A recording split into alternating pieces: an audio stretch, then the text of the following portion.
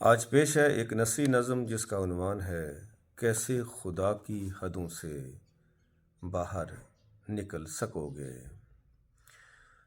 دنیاوی تفکر کی علائشوں کے زنگ آلود آئینے اور ظن و تخمین کے خول سے نکل کر لامتناہی کائنات کی بے کراں وسعتوں کے خالق کی طاقتوں کا کبھی ادراک کرنا۔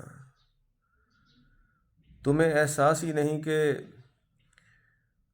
تعفن زدہ جمود نے بے عمل گماشتوں کا تجھے مظہر بنا دیا ہے۔